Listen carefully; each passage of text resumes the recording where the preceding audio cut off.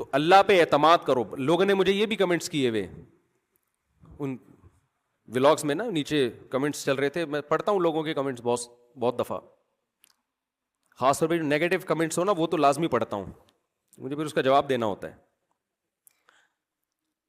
کہ مفتی صاحب آپ نے لوگوں کو یہ بتایا ہوا کہ رزق دینا کس کا کام ہے؟ اللہ کا کام.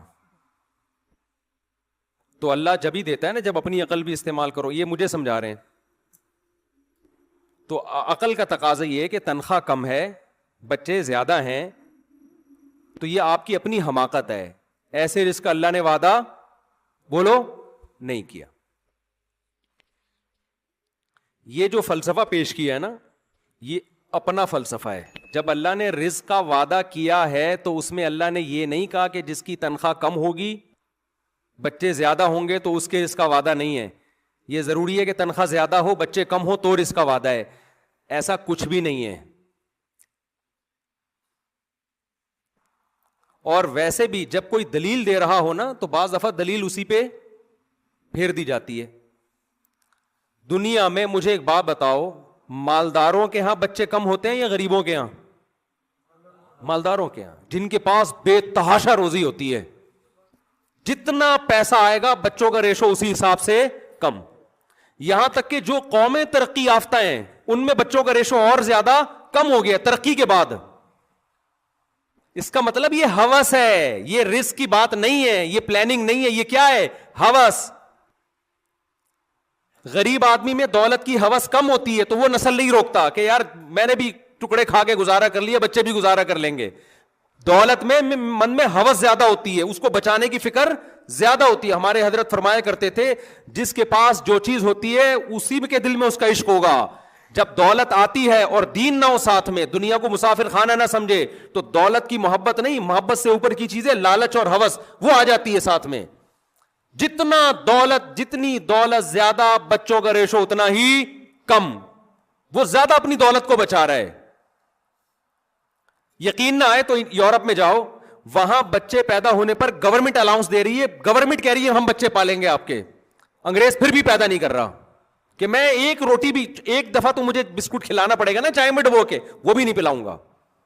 میرا پیسہ کس کا ہے؟ میرا ہے. تو یہ ہوس ہے یا نہیں ہے؟ اس کی بیس رزق نہیں ہے, اس کی بیس ہے لالچ, ہوس, اپنی دولت پہ سانپ بن کے بیٹھنا. اور اسلام آپ کو اپوزٹ لے کے جاتا ہے, کھلانے والے بنو. نکاح کر کے بیویوں کو بھی کھلاؤ, بچے پیدا کر کے بچوں کو بھی کھلاؤ. اللہ هو المعطی وانا القاسم, حدیث میں آتے اللہ دیتا ہے اور ہم کیا کرتے ہیں؟ بانٹتے ہیں اس کو. تو یہ جو لبرل لوگ ہیں نا, یہ اسلامی تعلیمات سے 180 ڈگری پہ چل رہے ہیں, بالکل 180 ڈگری پہ. آپ کہہ سکتے ہیں مفتی صاحب یورپ آنے کے بعد کیا بچوں کا ٹاپک لے کے بیٹھ گئے, کبھی اسلام کی بات بھی کر لیا کرو. تو میں کیا تورات اور میں کس کی بات کر رہا ہوں آپ کے سامنے؟ اسلام کی بات ہی کر رہا ہوں. جو تباہی ہمیں نظر آ رہی ہے نا وہ بہت خطرناک ہے, وہ جو نظر آ رہی ہے.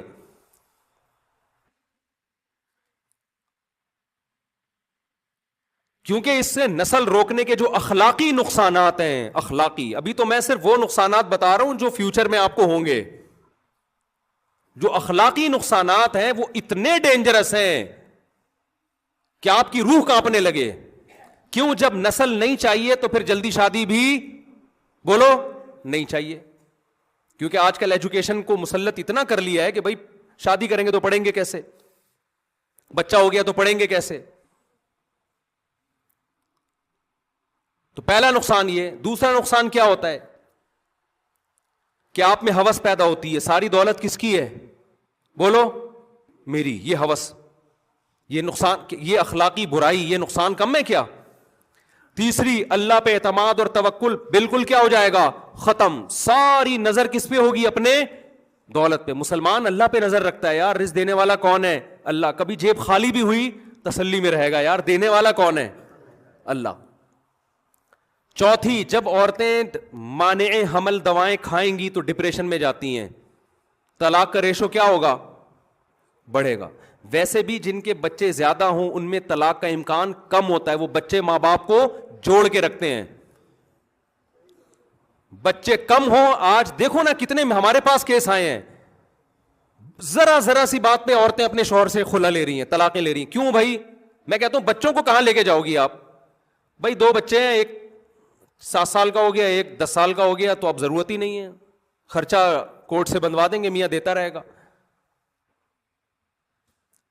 تو یہ طلاق کا ریشو بڑھنا کوئی اچھا کام ہے؟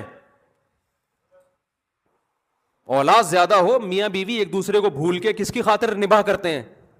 اولاد کی. اور ان کی لڑائیاں بھی کم ہوتی ہیں کیونکہ مشغول ہو جاتے ہیں اولاد میں.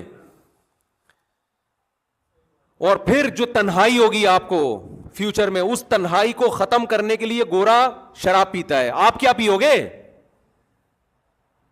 وہ نشہ کرتے ہیں، آپ کیا کرو گے؟ آپ بھی پھر آ جاؤ نشے کے اوپر. یہ تو میں نے چند بتائے ہیں، ورنہ اس کی گہرائی میں جائیں تو اتنے زیادہ ہیں کہ آپ کی سوچ ہوگی. سارا سیٹ اپ کی ایسی کی تیسی. اللہ کا کتنا فضل ہوا، اللہ نے مجھے مولوی بنا دیا. اے اللہ تیرا بہت بڑا فضل ہے، تیرا بہت بڑا فضل ہے. ہم اس عذاب سے اللہ نے ہمیں بچا لیا. میں اکثر بیانات میں کہتا ہوں نا، چند چیزیں ایسی تھیں، میری تعریف کی بات نہیں کر رہا، ہم تو جتنے ظاہر ہے جو ستاری کا اللہ نے معاملہ کیا ہوا ہے نا، انسان اپنی خوبیاں پیش کرتا ہے نا، برائیاں کون بتاتا ہے. تو یہ نہ سمجھا کریں جب میں کوئی خوبی پیش کر رہا ہوں تو آپ سمجھیں کہ کوئی فرشتہ آسمان سے اتر کے آ گیا ہمارے سامنے. ہر آدمی میں خوبیاں بھی ہوتی ہیں، خامیاں بھی ہوتی ہیں. خامیوں پہ حکم ہے پردہ ڈالو، اس کو نہ بتاؤ، اور دوسروں کو بھی حکم ہے پردہ ڈالو. تو اس لیے ہم اچھائیاں ہی بیان کرتے ہیں. تو اس سے بس خوش فہمی میں مبتلا نہ ہو جایا کریں کہ پتہ نہیں کتنے نیک ہوں گے. اتنے برے بھی نہیں ہیں، یہ بھی ذہن میں رکھ لیں. اگر ہے بھی تو اللہ جانے، ہم جانے، آپ کو کیوں بتائیں؟ ہم ہے نہیں ویسے اتنے. ٹھیک ہے، کلپ آ جاتے ہیں نا، یہ تو خود کہہ رہے تھے کہ ہم اتنے برے ہیں. اللہ کرے کہ ایسا ہو کہ ہم اتنے برے نہ ہوں، اللہ کرے. یہ دعوت تو کوئی بھی نہیں کر سکتا. لیکن ایک بات میں آپ کو بتاؤں، میں جب کالج سے آیا نا مدرسے میں، تو اللہ نے چند قربانیاں ہم سے لیں. میں یہ بھی نہیں کہہ رہا میں نے دیں، مجھے پتا تھا میں نہیں دے سکتا تھا یہ قربانیاں، یہ اللہ نے زبردستی ہم سے لیں. میں توکل سمجھا رہا ہوں آپ کو، توکل. کیونکہ توکل مارکیٹ سے کیا چل رہا ہے؟ شارٹ. اور یہ توکل اگر نہیں ہے نا، کروڑوں روپے کروڑ پتی بن کے بھی ڈپریشن میں مرو گے جا کے. توکل اگر ہوگا تو سوکھی روٹی میں بھی آدمی خوش رہتا ہے. ہم جب مدرسے میں آئے، پہلا تانا، پیسہ نہیں کما سکتے. پیسہ کیا ہوگا؟ کسی مولوی کو کیا جاب ملتی ہے بتاؤ آپ؟ کتنے گریڈ کا آفیسر ہوتا ہے مولانا؟ کچھ بھی نہیں ہوتا. نمبر 2، سفر نہیں ہو سکتا. ملا کی دوڑ مسجد سے گھر تک. اللہ نے دل میں یہ بات ڈالی، کوئی بات نہیں، ایک دن ویسے ہی دنیا سے. مجھے سفر کا اتنا شوق تھا، میں پاکستان نیوی میں صرف اس لیے جانا چاہتا تھا کہ میں دنیا میں ٹریولنگ کروں. میرے والد صاحب نے بہت ٹریولنگ کی تھی، CDC بنوائی.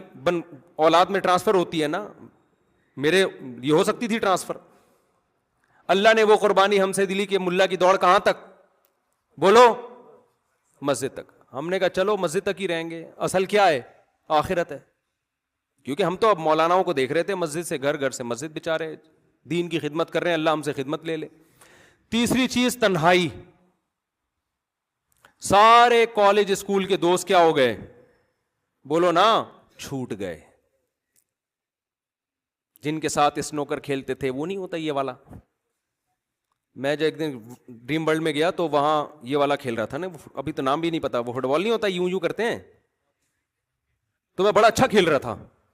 انہوں نے کہا یار آپ مولوی ہو کے بڑا ٹائٹ کھیل رہے ہو. ہم نے کہا یار ہم نے شارع فیصل پہ بہت کھیلا ہے. ہمارے کزن تھے، دوستیاں تھیں، یہ کھیل رہے ہوتے تھے نا. اور بھی پتہ نہیں کیا کیا، کرکٹ بہت کھیلا ہے، فٹ بال کھیلا ہے، ہاکی کھیلا ہے.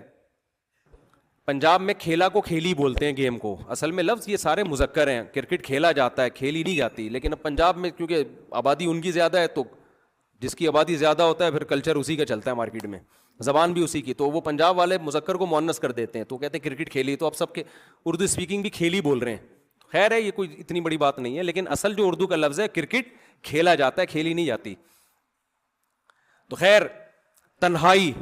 سارے دوست مارکیٹ سے کیا ہو گئے؟ کیونکہ سر پہ ٹوپی آ گئی اور سر کے بال غائب ہو گئے. وہ شو بازیاں کیا ہو گئیں؟ مدرسے والوں نے ٹینڈ کرا دی, دوست یار مارکیٹ سے شارٹ. اور کمال کی بات ہے ہمارا مدرسہ اتنا چھوٹا تھا کہ اس میں بھی دوستیاں نہیں ہوئی ہماری, کیونکہ اپنی کلاس میں وحدہ لا شریک لہو تھا, اکیلا. ہمارے استاذ کہتے تھے وحدہ لا شریک لہو.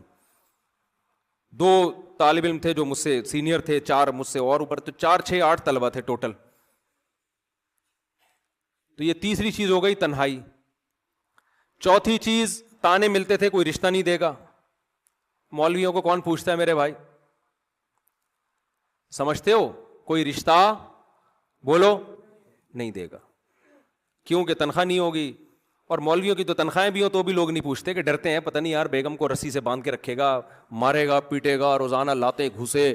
لوگوں نے ایک مولویوں کا ایسا کانسیپٹ سوسائٹی میں دیا ہوا. تو رشتہ مارکیٹ سے کیا ہوگا, شارٹ ہوگا. تو اللہ تعالیٰ نے مولوی بننے کے بعد, اور ہم نے ان چیزوں پہ کمپرومائز کر لیا تھا, ذہنی طور پر تیار تھے کہ یہ رشتے کا یہ تھا کہ ایک آدھ تو مل جائے گی, یہ تھا. اتنا نہیں تھا کہ ایک بھی نہیں ہوگی, یہ تھا کہ یار کوئی نہ کوئی آڑی ترچی ہمیں بھی کوئی پہنا دے گا. تو ہم نے سوچا چلو گزارا چلائیں گے یار. تو اب جب میرے سفر شروع ہوئے, ذہن میں تھا کہ سفر مجھے, اور 5 سال پہلے کسی نے کہا اللہ آپ کو دنیا میں سفر کرائے گا. میں نے کہا یار مجھے سفر کا نہیں لگتا, کیوں کرائے گا ہمیں کوئی. تو اللہ تعالیٰ نے سارے کام کیا کر دیے, تنہائی ایسی دور ہوئی ہے کہ اب میں لوگوں سے بھاگ رہا ہوں, لوگ پیچھے پیچھے بولو بھاگ رہے. یہ جو آپ دیکھ رہے ہیں نا درس ہو رہے ہیں, دنیا سن رہی ہے, مجھے وہ دن یاد ہے, میں بیٹھا ہوں کوئی بھی نہیں سن رہا. سمجھتے ہو کہ نہیں سمجھتے؟ درس قرآن کے لیے بیٹھا, ایک بندہ بھی درس میں نہیں بیٹھا. یہ ہمارے پرانے دوستوں سے پوچھ لیں آپ, وہ دن یاد ہے, بیٹھا ہوں تو 2 آدمی بیٹھے ہیں. اور آج میرے جو چینل پہ درس قرآن چل رہے ہیں, یہ درس میں نے 1 مہینہ صرف ایک آدمی کو دیا ہے, جو آج لاکھوں لوگ سن رہے ہیں. ایسا بھی ہوا کہ ہم نے مسجد میں درس شروع کیا, شاگرد کتنے ہیں؟ 1, اسی کو دے رہے ہیں بس درس. بیان میں 4 آدمی بیٹھے ہوئے ہیں, بس پورا بیان. بعض دفعہ 3 آدمی بیٹھے ہیں, بعض دفعہ 1 آدمی, لیکن پراپر ہم کیا کرتے رہے, اپنی ذمہ داری. ہم نے یہ نہیں دیکھا کراؤڈ ہے یا نہیں ہے. میں اپنی تعریف نہیں کر رہا, ہم جتنے پانی میں ہمیں پتا ہے. میں آپ لوگوں کو صرف موٹیویٹ کر رہا ہوں کہ کچھ کس اللہ پہ بھی چھوڑ دو, دنیا کی فکر مت کرو. ہمارے حضرت فرمایا کرتے تھے, اچھا سب سے بڑی فکر تو رزق کی تھی نا, رزق کہاں سے آئے گا.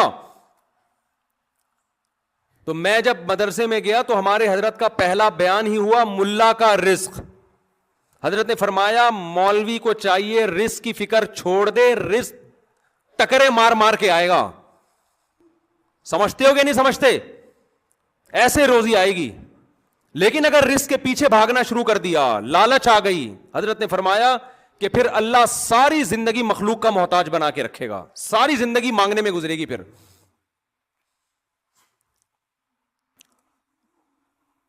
مجھے وہ دن بھی یاد ہے جب میں 4 شادیوں کی بات کرتا تھا, لوگ کہتے تھے تمہاری جیب میں دھیلا ہے نہیں, اور دکان پکوڑوں کی باتیں کیا کروڑوں کی.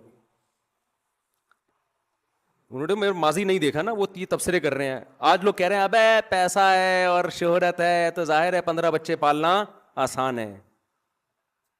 بھائی یہ چیزیں اس وقت تھیں جب یہ چیزیں کچھ بھی نہیں تھیں.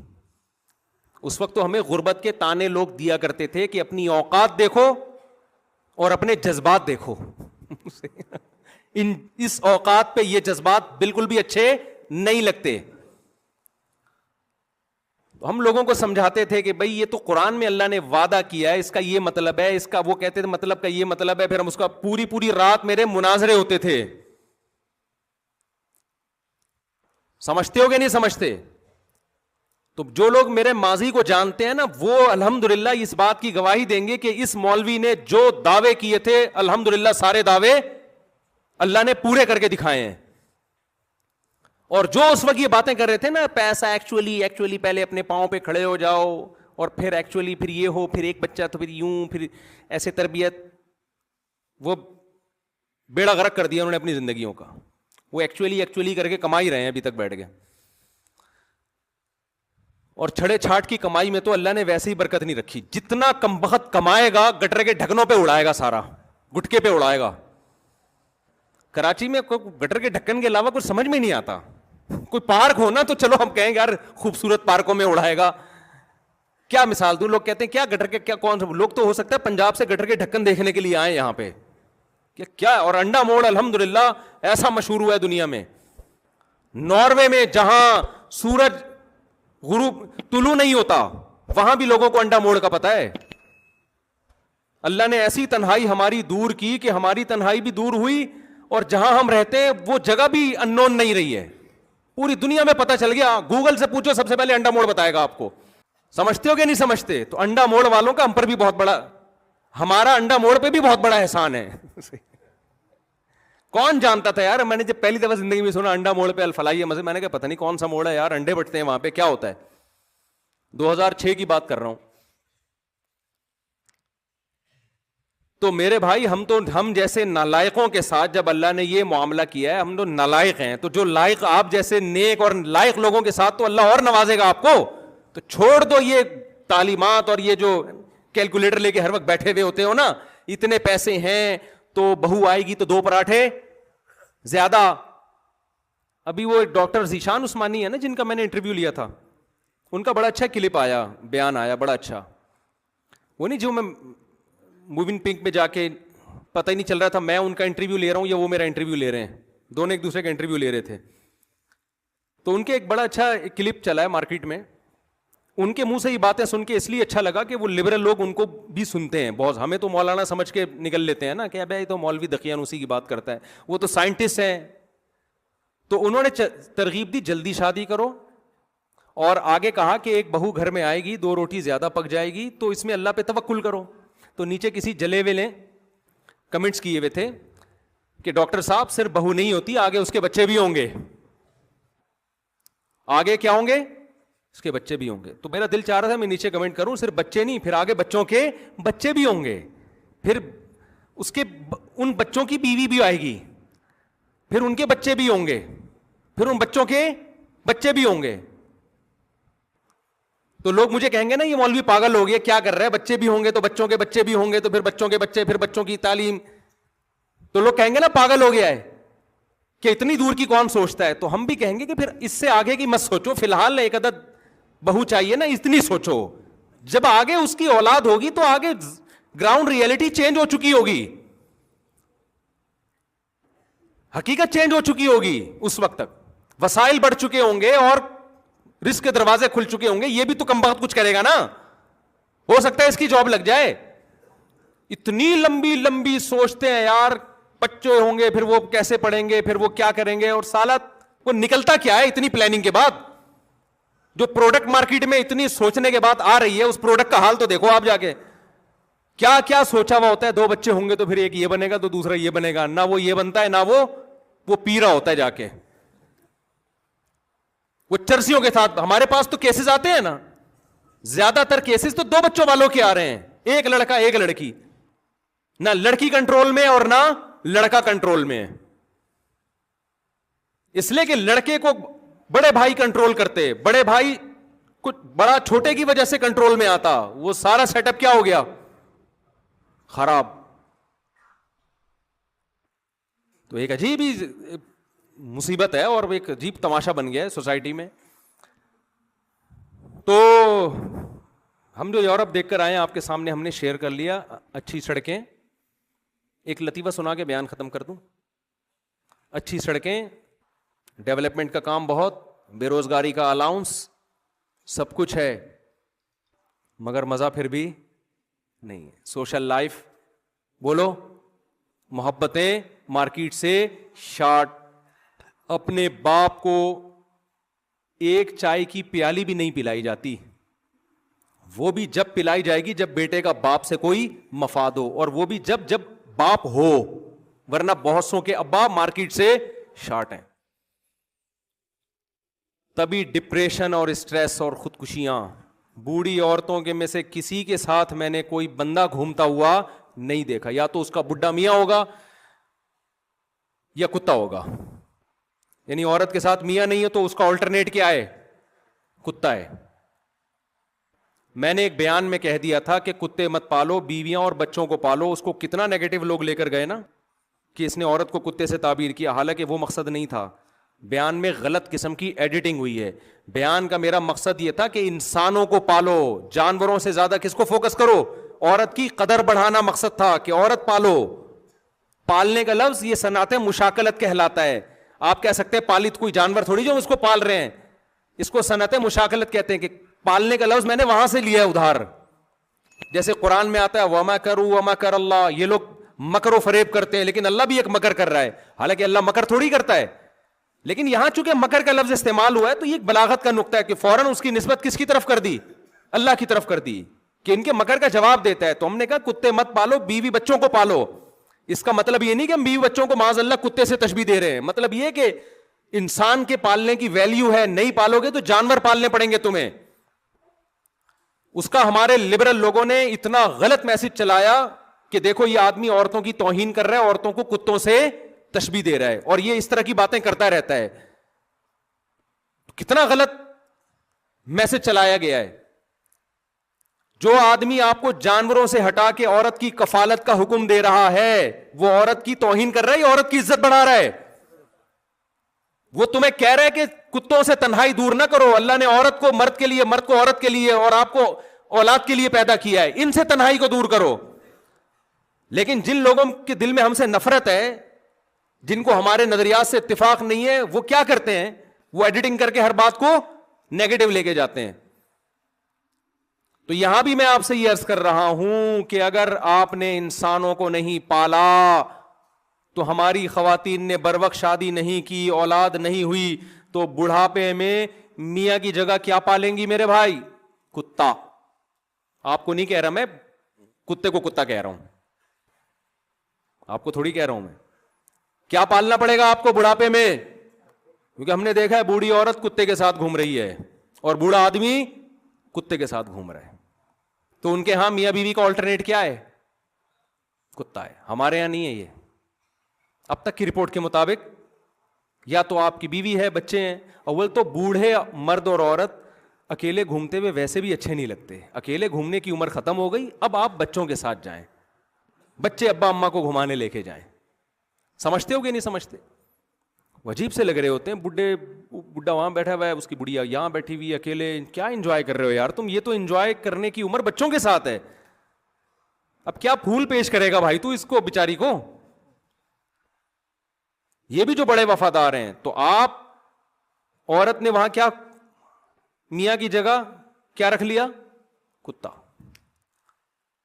ہمارے ہاں اب کیا کروں, میری مزاح کی حس جاگ رہی ہے نا. ہمارے یہاں عورتوں نے کتوں کی جگہ ہم لوگ کو رکھا ہوا ہے. اب اس پہ کوئی کلپ بنا دے گا, مردوں کو کیا کہہ دیا؟ کتا. بنا لو یار, تمہارا کام ہی ہے اوٹ پٹانگ باتیں کرنا. لیکن ہم لوگ کو رکھا ہوا ہے کہ نہیں رکھا ہوا؟ نہیں رکھیں گی تو اس کا آلٹرنیٹ ان کے بھی کتے رکھنے پڑیں گے. تو کتوں کی جگہ انہوں نے کہا بہترین آپشن کیا ہے؟ ہم لوگ کو رکھ لیں. ہماری اوقات ہمارے گھروں میں کیا ہے؟ یہی اوقات. اوقات شام 7 سے 8. خیر جی, اللہ تعالی ہمیں سمجھنے کی عمل کی توفیق عطا فرمائے. سبحانک اللہم و بحمدک, نشہد ان لا الہ الا انت, نستغفرک و نتوب الیک. یہ جو آج میں نے بیان کیا ہے اس میں تھوڑی سی ایک وضاحت سمجھ لیں خوب اچھی طریقے سے. میں نے بیان میں کہا نا, شہرت ملتی ہے انسان کو, پیسہ بھی مل جاتا ہے, عزت بھی مل جاتی ہے, یہ سب چیزیں مل جاتی ہیں, ٹریولنگ بھی ہو جاتی ہے. لیکن خوب بات یہ اچھی طرح سے سمجھ لینی چاہیے کہ یہ چیزیں اگر نعمت ہیں تو اس وقت ہیں جب اللہ راضی ہو. اللہ راضی نہیں ہے تو قارون نے بہت پیسہ کمایا, فرعون نے بہت عزت کمائی, لیکن یہ شہرت, یہ عزت, یہ تباہی بربادی کا ذریعہ بن گئی. اس لیے اپنے ذہنوں میں یہ بات اچھی طرح بٹھا لیں کہ ایک آدمی جو جھونپڑی میں رہتا ہے, سوکھی روٹی بمشکل گزارا ہوتا ہے, دنیا میں کوئی اسے نہیں جانتا, لیکن اس نے اللہ کو راضی کیا ہوا ہے, خدا کی قسم وہ کروڑہ گنا خوش قسمت ہے اس شخص سے جس کے پاس دنیا کی ہر نعمت ہو مگر اللہ اس سے خوش نہ ہو. کیونکہ آج کل نا یہ دنیا میں لوگوں کی ٹریولنگ ولاگس اور یہ سب چیزیں دیکھ دیکھ کے نوجوانوں کی کھوپڑی آؤٹ ہونا شروع ہو جاتی ہے. وہ سمجھتے ہیں یار پیسہ پیسہ کماؤ پیسہ کماؤ. کمائے, کسی نے منع نہیں کیا آپ کو. اصل کیا ہے؟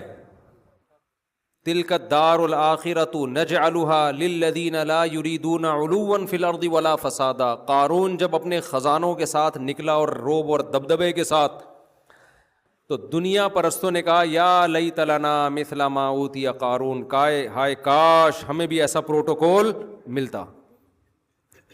اس زمانے کے موٹیویشنل اسپیکر قارون کو اپنی مجلسوں میں بلاتے ہوں گے کہ آپ کی سکسیس کا راز کیا ہے. اس زمانے میں بھی تو ہوتے ہوں گے نا کوئی نہ کوئی. اپنی ورکشاپس میں ان کو بلاتے ہوں گے, پروگرام میں قارون تشریف لائیے آپ کو ایوارڈ دیا جائے گا, آپ یہاں کامیابی تک کیسے پہنچے. اصل میں اسٹرگل میں کبھی مایوس نہیں ہوا. یہ ٹوپی ڈرامے قارون نے بھی بہت کیے ہوں گے. اور موسیٰ علیہ السلام سے پوچھا جاتا ہوگا معاذ اللہ آپ کی ناکامی کا سبب کیا ہے. نہ آپ کے پاس پیسہ ہے, نہ کوئی خاص ٹریولنگ ہے, صرف ایک دفعہ مدین گئے تھے, وہ بھی کسی کیس میں, ٹھیک ہے نا, قتل کا مقدمہ چل رہا تھا, تو فرعون کے خوف سے مصر چلے گئے اور پیدل سفر اتنا لمبا, اور وہاں 10 سال بکریاں چرائی ہیں. تو اس زمانے کے موٹیویشنل اسپیکر بتاتے ہوں گے کہ دیکھو سکسیس قارون کے پاس ہے, اور اسٹرگل تھی, اور ساتھ جو کامیاب انسانوں کی ساری صفات کس میں تھیں؟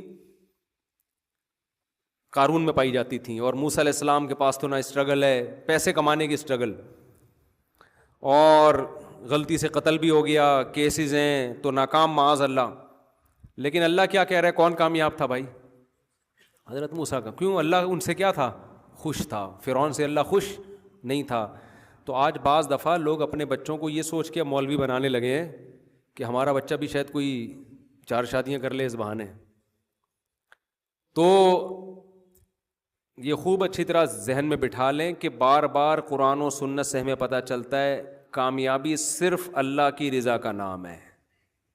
اور یہ جو دنیا کی چمک دھمک ہے نا, اس سے تو بالکل بھی متاثر ہونے کی ضرورت نہیں ہے. مرنے کے بعد سب کیا ہے, کیا ناروے, کیا سویڈن, کیا جاپان, کیا جرمنی, کیا کباب پراٹھے, کیا برگر, کیا پیزا, کیا 4 بیویاں, کیا 18 بچے, 15 میں 3 اور ایڈ کر لو, کیا جا رہا ہے, نہیں 22 کر لو چلو. تو یہ سب کیا ہونے والا ہے؟ تو اللہ خوش ہے تو بھائی سب سیٹ ہے, اللہ خوش نہیں ہے تو سب کیا ہے. تو اس لیے ان چیزوں کو اگر کرو بھی تو اللہ کی رضا کے لیے. پیسہ کماؤ کس کے لیے؟ اللہ راضی ہوگا. اللہ کو اوپر والا ہاتھ نیچے والے ہاتھ سے زیادہ پسند ہے. تو اوپر والا ہاتھ جب پیسہ ہوگا تو بنے گا نا, ورنہ تو ادھار ہی مانگتا رہے گا. تو اس نیت سے کماؤ بھی, سفر بھی کرو اللہ کو راضی کرنے کے لیے. تو اصل مقصد اللہ کی رضا ہے. پھر یہ چیزیں مل جائیں تو ٹھیک ہے, نہیں ملے تو بھی کیا ہے, بلکہ نہ ملنے میں زیادہ ٹھیک اس لیے کہ آزمائش کم ہو جائے گی آپ کی. غریب آدمی کی آزمائش کم ہے, پیسے والے کی آزمائش زیادہ ہے. تبھی حدیث میں آتا ہے کہ جنت میں غریب ہول سیل کے حساب سے ہوں گے, پیسے والے شارٹ ہوں گے جنت میں. کیوں؟ وجہ اس کی یہ کہ جب پیسہ آتا ہے تو نماز روزہ مارکیٹ سے شارٹ ہوتا ہے. غریب آدمی کے پاس کچھ ہے ہی نہیں تو کیا لگے چلو نماز ہی پڑھ لو یار, جا کے فلم تو دیکھ نہیں سکتے, نیٹ میں بیلنس ہی نہیں ہے, وائی فائی بھی ادھار لے رہا ہوتا ہے وہ لوگوں سے, تو وہ نماز پڑھنا اس کے لیے آسان ہے. اچھا بھائی, اچھا آج کل نا لوگ اپنا, ابھی یہ صاحب آئے نا مجھ سے ملے, کہنے لگے میرے کان میں میری 2 بیویاں 8 بچے ہیں, میرے کان میں کہہ کر گئے. آج کل لوگ اپنا تعارف مجھ سے اس طریقے سے کروا رہے ہوتے ہیں, اتنا ٹرینڈ چل پڑا ہے نا. ان کو پتا ہے مفتی صاحب نے لفٹ کرانی نہیں ہے, 2 بیویاں بولوں گا تو لفٹ کرائیں گے, اچھی طرح سے ملیں گے, سیلفی بھی ہوگی. ورنہ پہلے تو لوگ بھائی میرا یہ بزنس ہے, بھائی میں نے 4 مہینے لگائے ہیں تبلیغ میں, بھائی میں فلانے گریڈ کا آفیسر ہوں, بھائی میں آپ کا پڑوسی ہوں, بھائی میں یوں. اب میرے سے ملاقات کے وقت ٹرینڈ کیا ہو گیا ہے, میں ڈیفینس میں گیا کچھ دن پہلے بیان کے لیے, تو پھر اس میں ملاقاتیں تھیں. ملاقاتوں میں کیا ہوا ہے, میں جب بیٹھا ہوں تو تعارف آپ کہہ رہے ہیں حضرت میری 2 ہیں, آپ کا کیا تعارف؟ حضرت میں نے 3 شادیاں کی ہوئی ہیں. ابے بھائی ادھر مڑا, آپ کی کتنی؟ کہہ رہے ہیں میری 4 ہیں, آپ کی 3 ہیں. یہ اس طرح سے لوگ بیٹھے ہوئے تھے. جب ان کو پتا چلا نا میں آ رہا ہوں ڈیفینس میں, تو سارے پورے ڈیفینس میں 3-3 2-2 4-4 والے اکٹھے ہو گئے کہ اپنے دکھڑے میرے سامنے پیش کریں گے. یعنی مقصد شاید یہ ہوگا کہ اپنے دکھڑے جو ہے نا, تو میں نے بھی پھر, میری تو مزاح میری حص میں شامل ہے, میں نے کہا ایسا کرو 4-4 والے ادھر آئے, 4 والے 3 والے اس کے پیچھے, میں نے کہا 2 والے تھوڑا سا پیچھے, 1 والے بالکل آخر میں, اور جو کنوارے ہیں وہ جوتوں میں جا کے بیٹھے ہیں. ان کو اس مقدس اور مبارک محفل میں بیٹھنے کی پرمیشن, جس مقدس محفل میں جہاں فرشتوں کا نزول ہو رہا ہے, آسمانوں پہ ان کے تذکرے ہو رہے ہیں, 4-4 3-3 والے بیٹھے ہوئے ہیں, چھڑے چھاٹ کا کوئی تک بنتا ہے وہاں پہ؟ بولو نا یار. یہ تو ایسے ہی ہو گیا, آپ نے بڑی بادشاہوں کی اور رائل فیملی کی محفل ہو, اس میں آپ نے جناب کسی رکشے والے کو, بیچارے ٹماٹر والے کو لا کے بٹھا دیا اس میں. ہماری نظر میں رکشا ٹماٹر کوئی عیب کی بات نہیں, لیکن بادشاہوں کی نظر میں تو عیب سمجھا جاتا ہے نا, بادشاہ لوگ تو نہیں بٹھاتے اپنے ساتھ. تو اس لیے میں نے جب ڈیفینس گیا تو 4-4 والے, میں نے کہا 4 والا ادھر آئے بھائی, میرے رائٹ سائڈ اور لیفٹ پہ 4-4 والے بیٹھے ہیں, تھوڑا فاصلے سے 3-3 والے, مزید 2-2 والے اور 1-1 والے, اور کنواروں سے میں نے کہا آپ لوگ اس مقدس ترین محفل جس پہ فرشتے رش کر رہے ہیں آسمانوں میں, اس میں چھڑے چھاٹ کا کوئی گزر نہیں ہے. جو ذرا سی پی کے بہک گیا اسے میں کدے سے نکال دو. شاعر نے شعر کہا تھا نا, شرابیوں کو شراب پہ بڑا ناز ہوتا ہے نا, تو شرابی تو بڑی بڑی بوتلیں پیتے ہیں, بہکتے پھر بھی نہیں ہیں. جس کو عادت نہیں ہوتی وہ تو 2 قطروں میں ہی بہک جائے گا. تو مرزا غالب نے کہا تھا, میں کدا کہتے ہیں شراب خانے کو, کہ جو اتنا کم ظرف ہو نا کہ 2 گھونٹ پی کے دماغ اس کا خراب ہو جائے, ٹن ہو جائے, اس کو میں کدے سے نکال دو. جو ذرا سی پی کے بہک گیا اسے میں کدے سے نکال دو. یہاں اہل ظرف کا کام ہے, یہاں تنگ نظر کا گزر نہیں. جو تنگ نظر گھٹیا لوگ ہیں نا, جو 2 گھونٹ پی کے ٹن ہو جاتے ہیں, ان بدبختوں کو میں کدے سے نکال دو. یہ میں کدے کی توہین ہے, کم ظرف لوگوں کی میں کدے کی, شراب خانے کی توہین ہے یہ. تو میں نے کہا جہاں 4-4 3-3 والے مقدس لوگ, جنہوں نے اتنی بڑی بڑی ٹینشنیں پالی ہوئی ہیں, مقدس لوگ ہو گئے نا, اور بہکے نہیں, اس میں چھڑے چھاٹ جو ایک کا نہیں سوچتے, ایک کو ٹینشن سمجھتے ہیں, تو ایک گھونٹ میں جن کا دماغ خراب ہو جاتا ہے, ان کو اس میں کدے کی محفل سے کیا کرو, نکال دو. تو ایسی ایسی محفلیں سجنے لگی ہیں اس کائنات میں یار.